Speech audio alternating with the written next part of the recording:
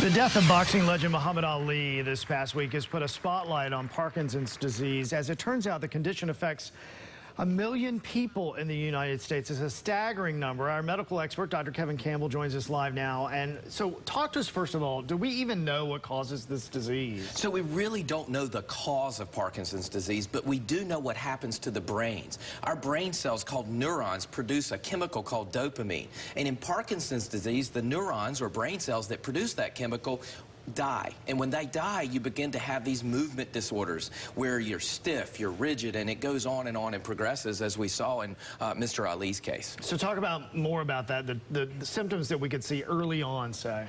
So one of the most classic symptoms is what we call a mask facies, and it's really where you have kind of a blank stare, you're expressionless.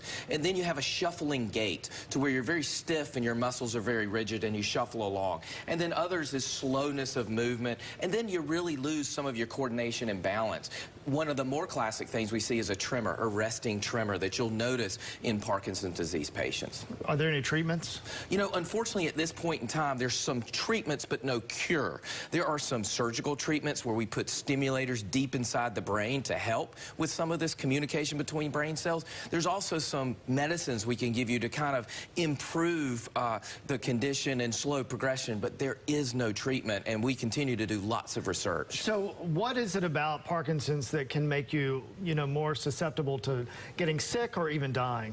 You know, one of the things that we see in Parkinson's disease patients is that we'll see a lot of times they have trouble swallowing, which makes them more likely to have what's called an aspiration pneumonia, where you are able to swallow gastric contents into your airways and cause us pneumonia. You also are prone to getting bladder infections and other infections. And, when you have a chronic disease, it weakens your immune system and it makes you more likely to get multiple infections over time.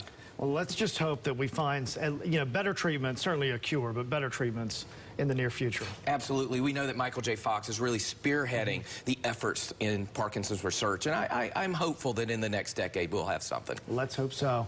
Thanks so much, Doc. Anything else you want to learn about this, just go to our website at WNCN.com, and we've got a lot of questions and answers right there for you. Steph? Good.